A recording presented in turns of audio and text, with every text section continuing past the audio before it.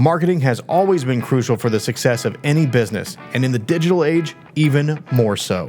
Consumers have shifted to the internet to search businesses over traditional media forms, and staying relevant and up to date on the latest trends is challenging, even for the most seasoned marketing professionals. Kim Jackson, founder of Personal Brands Media, strives to bring big agency ideas and technology to small and medium-sized businesses who are often overlooked by the larger agencies who cater to big corporations with multi-million-dollar budgets. In this podcast, she interviews media industry professionals, as well as clients who share their journey, inspiring business owners to learn about and do more with their own marketing efforts. Welcome to the Marketing Muse. Good morning. My name is Kim Jackson. I'm the founder of Personal Brands Media. This is the first official episode of what we're calling the Marketing Muse. And my first guest, she absolutely had to be my first guest. Her name is Nancy Pieper. She was my first client and the inspiration for me actually even starting this business.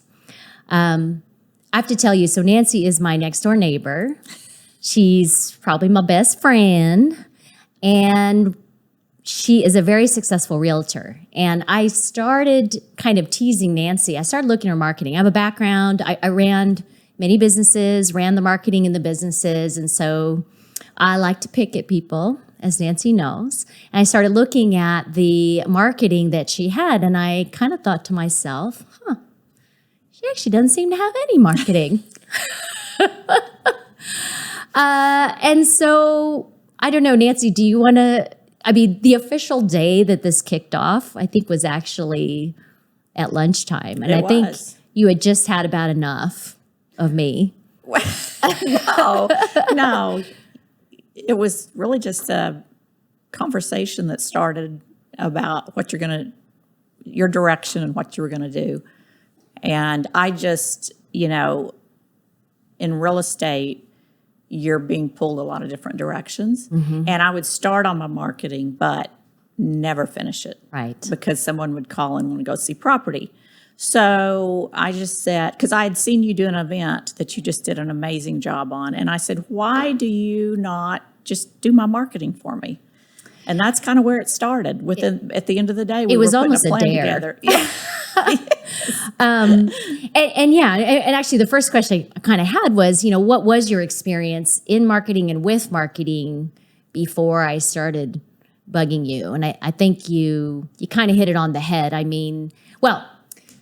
think realtors get exposed to a lot of sort of canned, inexpensive solutions. Mm-hmm. And do you want to, I know you had a few things that you were using. So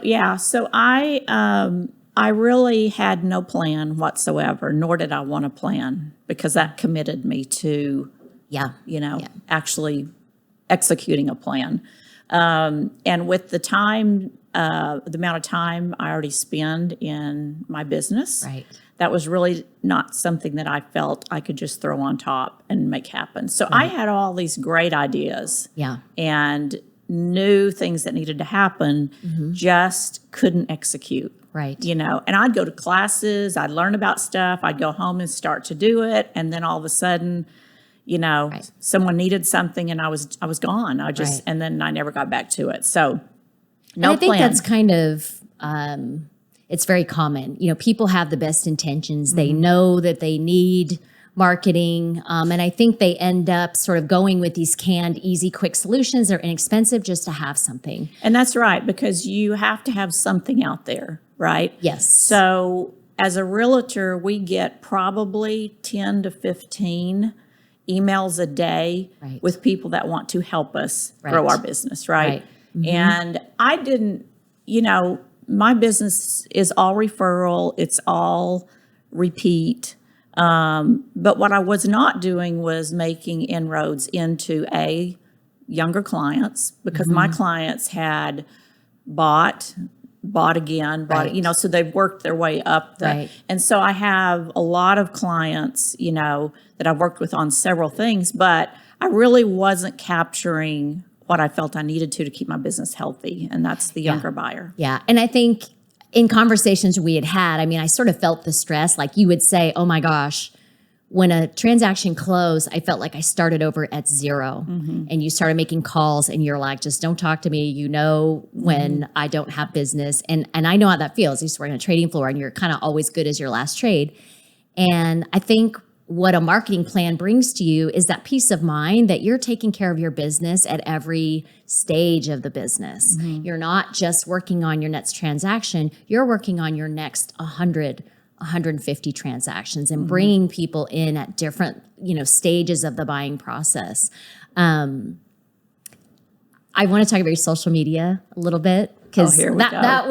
Here we go. That was the first thing I noticed. I said, first of all, where is it? And then I found out you did have some, but it was a lot of cookie cutter, piped in sort of realtor videos where they slap your picture on it and in a, catchy title. The negative thing about that is there may be 25 of us out there using that. Yes. And so Right. if you cross with the same clientele, it looks really inauthentic. And so that's really probably the only thing I was doing. And as far as keeping my social media updated and all, again, that was when I had time, right? And which was never. So it just really didn't happen. Right. So, as a side note, you are a very successful realtor. And I think the thing that stood out to me is with essentially no marketing other than sort of sphere of influence, word of mouth, you're successful. And so in my mind, I thought, wow, just imagine if we had a real strategic plan and started putting this in motion, just what the potential is for your business. And I think initially let's talk about initially what we did. So we started running your social media. And I think the first thing I said to you was, you need professional photos. Do you remember your reaction? Remember, yes, I remember. Because we always have, we are always encouraged to keep our photos updated. Or you have a headshot. Yeah. I think. You had a headshot. Yeah, I had a headshot. Had no branding. Yeah. And didn't even understand why I needed it, honestly. Yeah. And which was my pushback when you started. It was a big pushback. Yes. I think you yelled from the driveway. You said, "Oh, I'm never going to do that." And I told you the price. I'm never going to spend that on. Yes, that's exactly what I said. So, and then, Lord and behold, I ended up doing it, but because you didn't let up, and you convinced me of the importance of it. Yeah. And I think people initially that when you're just not used to spending money on marketing and you're successful, you feel like, well, how's that going to get me business? How am I going to sell another house? And this is very realtor focused today. How am I going to sell another house by having a better photo of myself? And I hope what you have learned is, we had a critical mass of really great looking photos, professional looking photos with just you doing different things, your hero shots with, young married couple. Ultimately that's, your target audience are families or people who want to start a family or buying a house.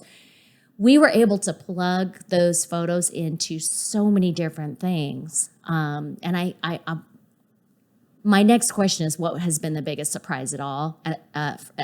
What has been the biggest surprise of all?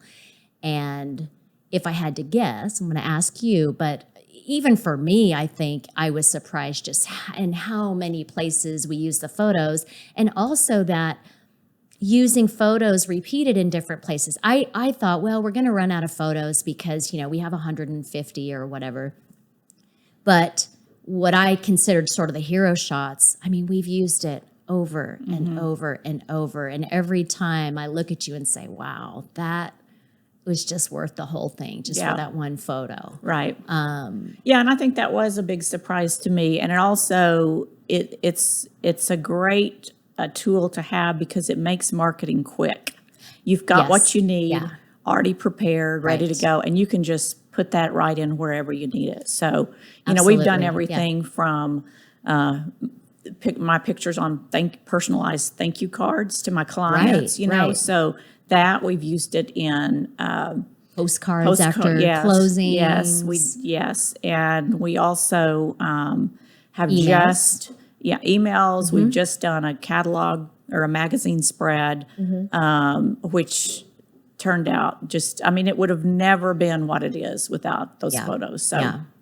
So I've thrown a lot of stuff at you, even in the car ride over. Yes, you have. I think It's you've told me nonstop. It's nonstop. My big word for you is stretch goals. I actually remember a conversation we had. So let's talk about budgeting for a second. Okay. You don't like to budget. I had no budget. You had no and budget. I actually told you not to tell me how much I was spending Right. because I didn't want to know. Yes. I said, let's put together. She goes, oh, Kim, I don't ever want to know or I won't spend. And I said, okay, well, we'll just get started. Yeah. But what's really funny is when we started to build up a critical mass of things that we were doing and things I brought to you, you went, Kim, I need a budget. Yes. Yes, because you're like my daughter. Yes, she's always got something she's wanting, right? Yes, and that's what I wanted to get you to, because I also think that people who aren't exposed to sort of professional level of marketing don't realize it's a science, and there really is sort of a calculation behind the scenes to say, is this worth it, right? And I know we even talked about it yesterday. You know, we need to figure out the cost of acquiring a lead. We need to figure out the cost of acquiring the lead that converts into a sale. And that's where the magic really starts to happen, because you can start to plan farther and farther advance with more certainty. Right. So that, initially when I said, okay, photos are going to cost X, and you went, ugh.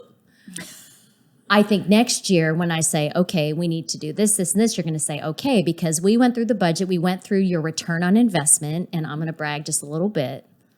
Your return on investment has been off the charts. I want to say, well, we got a little lucky. We got a really early win. I think after a couple months, you ended up getting a client in our target area that you had never sold. You had never dealt with anyone in this area before. And the return on your investment was, I think, 800%. And when we sat down, did the budget and said, okay, even if you didn't sell any more houses for the rest of the year, and we continued on this budget or marketing spend, it was still like 400%. So as scary it is to budget, sometimes the outcome is very encouraging because, you really see. And it helps you also, I think, make decisions with some level of comfort to say, you know what, I have room. I'm successful. I generated this business because of our marketing. Let's continue to build the blocks of our future pipeline, of our future, business. Well, and I will say, marketing in the past, I've never seen anything from it, which is why I wasn't budgeting. I mean, there wasn't any reason to budget because I did not get return. I'd done all kinds of stuff in terms of buying leads, doing, nothing ever seemed to work. And so we started this thing just very simple. And within 60 days, I had a new client I would have never had. Right. And to see that happen made me a big believer in that this is going to work. And it's working from, you're continually bringing me new stuff. And that's one of the things I really love, because most marketing programs that we have access to, you might talk to someone before you purchase it, but you never talk to them again. Right. And it's kind of set it and forget it. And it just it. sits there and they keep billing you, month after month. And you forget about it. And you forget about it and you don't have time for it. And so with you, I think the big turn for me was that not only did I get a good client out of it, but that you began to help me understand how you need all of it in order for any of it to work. Yes. And so that was, it's made me rethink everything about my business. It's made me rethink how I, even with my current clients, I've always tried to build my business on integrity and, making sure those clients are going to come back to me. It's not about this deal, it's about the next one, right? So that's how I've built it. But with this, what we're doing now, I'm still doing that. But this is a whole nother avenue that will open up doors to people I might never meet. And you're making nurturing. me do, and you're making me do a whole bunch of stuff I don't want to do. Right. You're forcing me Right. to do stuff I really don't want to do, Yeah. but it's working, right? So, And, you know, and I know I said this to you in your car when you were about to slap me, but, you know, if it doesn't feel a little uncomfortable, it's probably not worth, or if it feels uncomfortable, it probably means it's worth doing. It's a cliche, but it's a cliche for a reason. And I'm going to push back on something you just said, just because you said that the marketing you did in the past never worked. You actually don't know if it worked because, and this is also, I think, part of putting a real professional marketing plan in place is setting up a way to track. Did this person come in through, I know you always ask, oh, how'd you hear about me? But, you know, you don't know. Maybe all of those things you were doing in the past, maybe they had seen your name in several places. And so you ended up being top of mind at the right place. So you just don't know.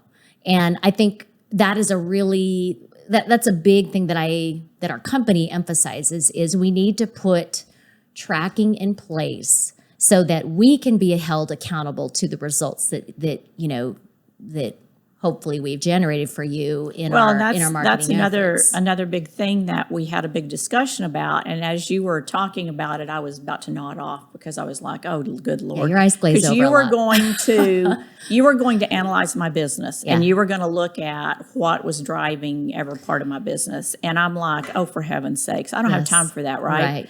And the other thing was the accountability you've put on yourself. With my success. And so I've never had anyone that wanted to be held accountable that was helping me for obvious reasons. Right. And because if it doesn't work, I'm accountable. It doesn't work. And I say I, but I mean my company. Yes.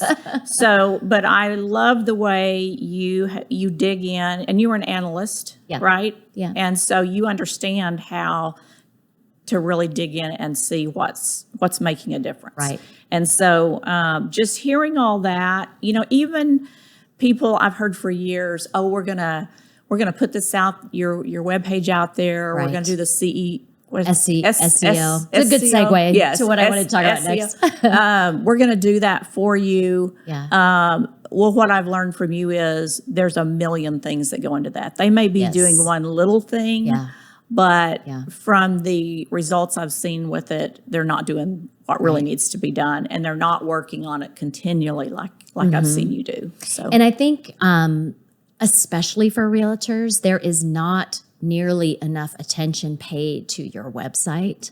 I think because real estate is such a sphere of influence kind of a business, they don't realize the importance of the website, because the website really is where you control your message, where you control your brand. You know, why would someone want to work for you over somebody else? A lot of them end up getting the free canned website from the brokers, which, you know, is fantastic. They get them because most, as we know, there are a lot of people that are in real estate that really aren't in real estate. I mean, you're a top 1% broker, and I think something like 80 or 85% of all the houses sold are bought and sold with top 1% realtors. So these are the people that are in it to win it. It's a full-time gig. But even then, those top realtors, you look at their websites and they're just generic, you know?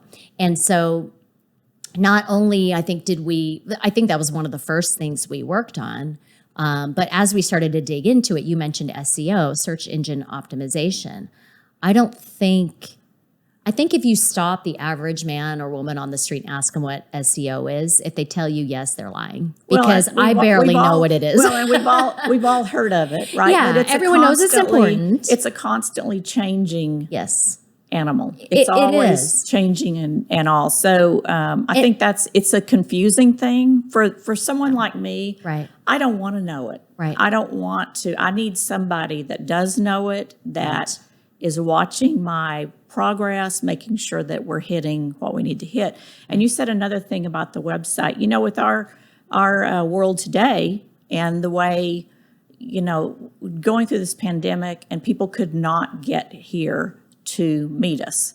Right. So the website became a huge, and so many people from other states moving into our great state of Texas. Right. Like you did. Yes, that'll be another show. And so, you know, that has become more important than ever. Yeah. Is that they don't all look alike. You've got, yours has your personality. You know, you've got the tools there that people are going to be looking for. I mean, your office really is your website now. I mean, the first thing people do when they hear about you or someone talks, they're going to go to your website. And I think we've talked about this a lot. I don't even think you need to have listings on your website because everyone goes to Zillow, realtor.com, bleh. But the website is really about you and all the things we do out there, the social media, the magazine, the articles, it's all, hopefully YouTube channel, stretch goal, is to drive people to your website, to get comfortable with who you are, to see you're an authority in real estate, you're successful, and then to call you and work with you. So just to talk about SEO a little bit more, I mean, the search engine optimization, you know, that's really how you get found on the internet. So this becomes kind of your arm of finding new clients that you'll never have the opportunity to touch through your sphere of influence. Right. And I think that is kind of my stretch goal for you is to, I know I'm easing you into it, but I think that's where we start to really kind of blow it up. And you've never, I mean, I know you've been told you had SEO, you really didn't in your website. When we kind of went in the back end, it's not there. Yeah. As important though as the SEO, search engine optimization, is the content that is in your website and how you mentioned how you can't just sort of set it and forget it, but you have to monitor it. And I think that is actually the number one failing of, you know, people who have heard about SEO, they know they need it, they pay for it, they get it set up on the website and then they leave it.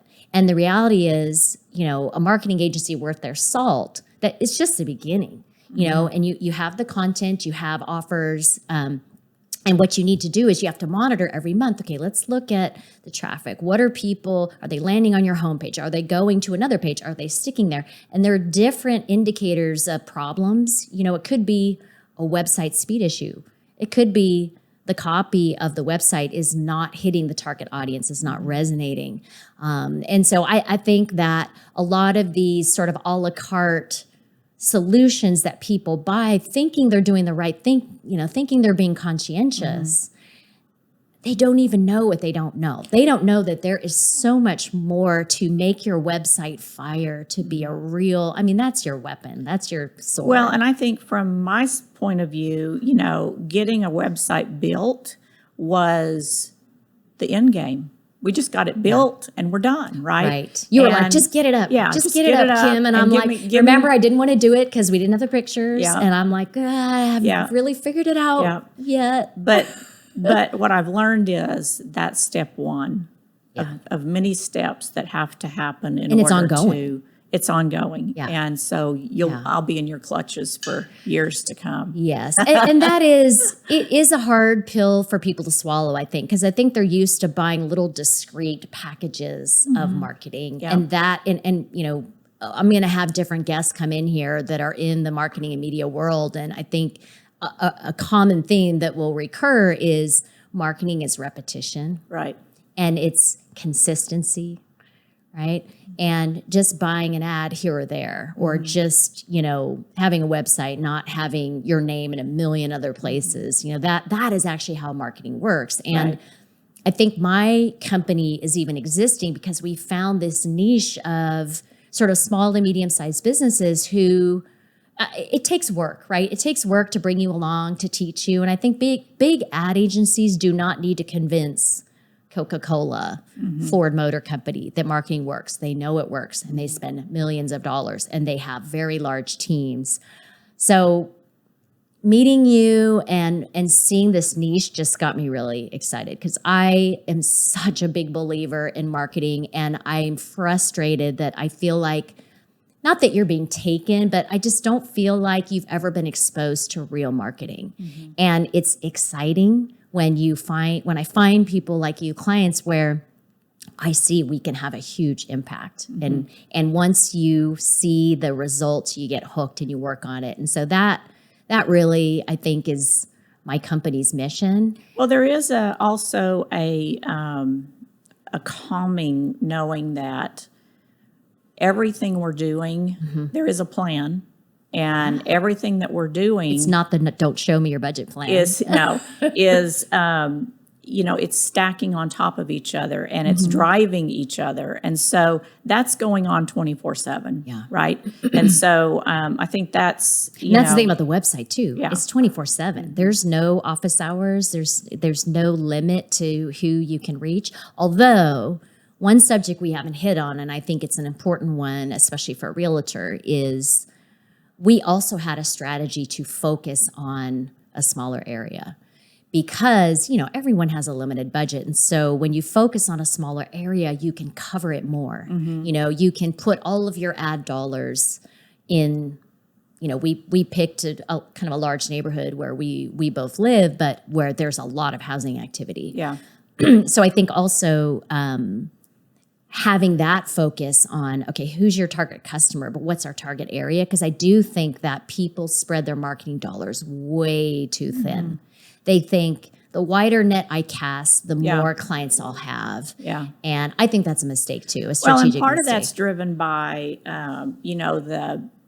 the clients that you currently have, they're spread, and they may be in your area when they buy this house, but the next house, they may want to go to the lake, right? They want to, Right. And so that you kind of you go where your clients need to go, right? Yeah. And so I will still be doing that, but now we're fine tuning one specific area that's much easier. I put 30,000 miles on my car a year. I'm always in my car. Yeah. So this is going to allow me to the new clients I'm adding on to be more accessible. Yeah.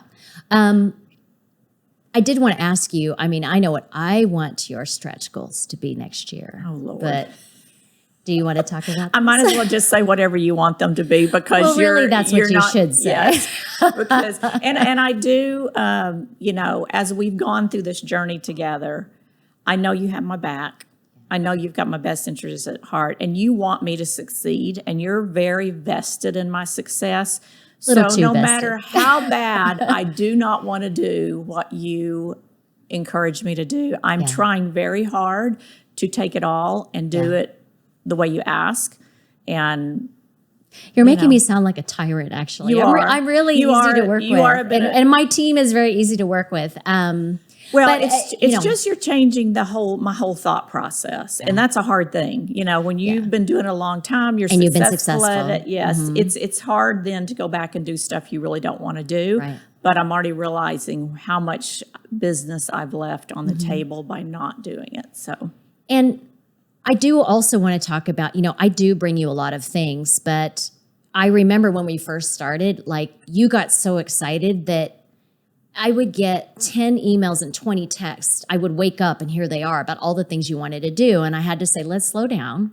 Let's put a pin in it, and let's do something well. And, and I think, at the end here, I'm going to go through the list of all that we've done, which I'm so proud of what you've accomplished in such a short time. But for example, video, everyone's like, you need video, and you do need video. Because of how the algorithms work on social media and on the Google search engine. But I think jumping into something before you have the time to focus and the money to invest on it is a mistake. And so I'm just going to say one of the stretch goals I have for you is a YouTube channel. I think early on I made you buy a selfie, or not a selfie stick, the ring. And I want you to, get comfortable with it. And this is the first video we've done. I'm so excited about this, but it's a stretch goal because we just have a lot of irons in the fire. But we are doing it next year, just FYI. Okay. I have a few more stretch goals for you, but I did want to ask you, what are you most excited about what we've done so far? You have some things coming up. I don't know if you want to talk about it. But I think I feel like I do have a plan now. I feel like I am more in control. I'm controlling more of my business than I ever have. I just kind of let it control me. You don't wake up and say, don't call me. I'm in panic mode.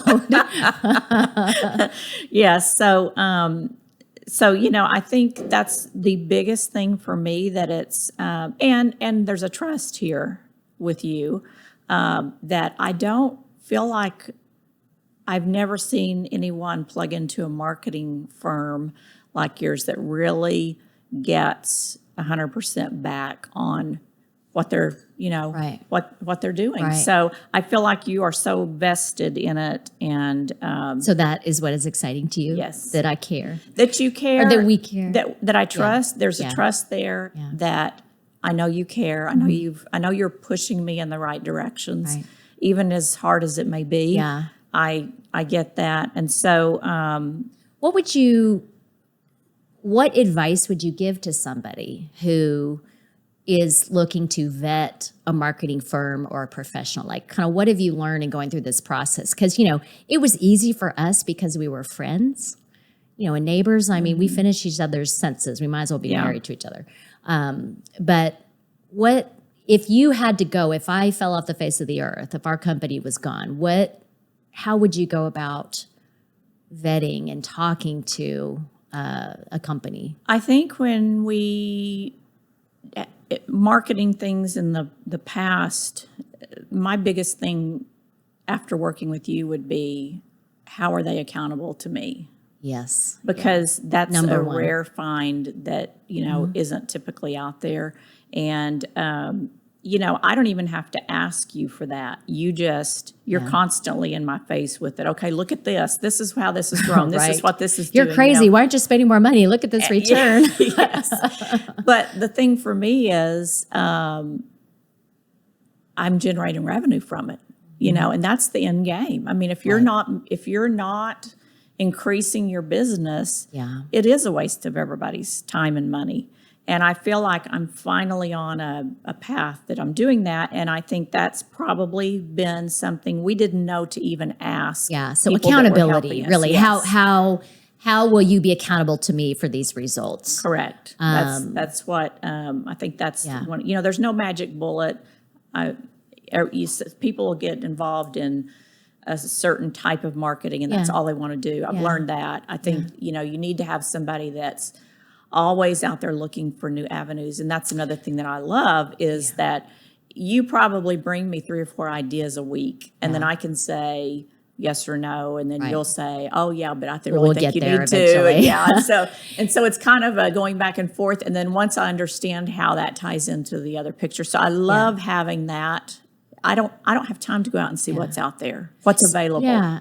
So maybe just to articulate, so beyond the accountability is, how are you going to support me on an ongoing basis, right? We'll have an initial strategy, but what I would want to know is, what's the long-term strategy? And if with the accountability we see it's not working, give me an example of how you could pivot to, change the strategy. Because I really think, again, I always say set it and forget it is not what you want. And that's kind of what people do. It's easy. And it's hard on us too. We have to have a schedule of our clients and okay, let's look at the results. And as you know, I have some clients, I'm like, I'm not doing enough. But I would definitely say that's something else, that you, and obviously referrals. That's a no-brainer. They'll probably want another referral other than my best friend. So, which we do have. Hey, we are good friends, but we are also good business partners. Yes. And we do keep that separate. I know your husband sometimes gets you grief about going and getting me a cup of coffee, but that's a friend thing. That's not a we have to say that's friends, not we have to identify for him what's what. But another, you brought up a point is there's been some things that we've done, and we're evaluating it, a month or 2 months down the line, and it's not working. We cut it and we move to something else. So I think that's valuable too, that you don't just don't lock yourself in for too. That's right. You need to give a strategy time to work, but also be willing to not fall in love too much. I do think sometimes people fall in love with their strategy or fall in love with what they've done before and they think it's working. And I think you just have to be able to detach yourself a little and look at the numbers and say, is it really working though? Well, I would like to brag on you a little bit and kind of go through the things. So we are talking about a gal who had nothing except phone calls, and I think they're called pop buys, the little gifts you send. Like, I kept getting these lottery tickets in my mailbox with a little ribbon. I'm like, what are these? She goes, oh, those are pop buys. So let me read through this list. I think I actually forgot something. So your social media, you have Instagram, Nancy Knows Homes, DFW. You have Facebook, Nancy Pieper Real Estate. I think my Instagram, when you started, had maybe 3 posts on it. Yeah, and they were all like pictures of furniture or something. Yeah, they were all like for the last, that's probably like a 3 or 4 year. Yeah. One a year, basically. Yeah. So now it has 5 a week. There's a difference. Yeah, there's a big difference. Yeah. And actually, as a sidebar, you did have a sort of plug and play program that put together videos that we actually thought was a nice addition, and we kept it. And we have it sort of once a week. So, those canned solutions can really augment your business. But you need some other things mixed in. Definitely. So you've paid for advertising in local print media. You haven't done that before. Nope. You have sponsored local events. I think there's a local run in our area that you're sponsoring. Yep. You're going to put little cards and maybe a little treat in the bags. Yep. You founded a charity event in our neighborhood that you're going to hold quarterly. You started volunteering there. And we didn't really talk about this, but our firm is a big believer. If you are a local business person, you want the community to give to you, you need to give back the community. And so that was actually something we did early on. That was one of our really first big things that we did. You are soon to be on the cover of a prominent local magazine and have a feature article. The pictures look great, by the way. Yes, they do. Good job. New website. We are implementing search engine optimization, SEO, and we're going to monitor it. And this one I think is the coolest, is you will be authoring a monthly real estate column in a local paper on the digital version. And the cool thing about it being digital is that helps your website in your SEO also. And it establishes you kind of as a subject matter expert in real estate. And really, you have nothing to prove, but you do to people who don't know you. So there are all these different touches, right? Social media, print media, people seeing your name at smart events. And that's how market works, repetition, right? And different ways of reaching people. And believe it or not, people still read the newspaper. They pick it up on a Sunday and they sit there. I think I was in the paper for something I didn't even know, and you're the one who told me, and I thought, oh, you do read the paper. So I thought that was fun. Yeah. But anyway, Nancy, thank you. Well, thank you. I'm so happy that you were the first person we did this with, because you really were the inspiration, I think, for starting this business, and you still are my inspiration. You make working fun. And I just appreciate you. I'm so glad you're our client, and I can't wait to see how much more successful you can be in the future. Thank you. Yeah, thank you.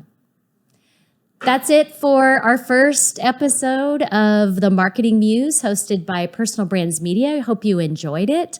Would love to have your comments. If you have ideas for future guests, we'd love to hear it. I think the next few guests we've lined up are going to be editors of local magazines, newspapers. We have, I think, the president of a very prominent local charity.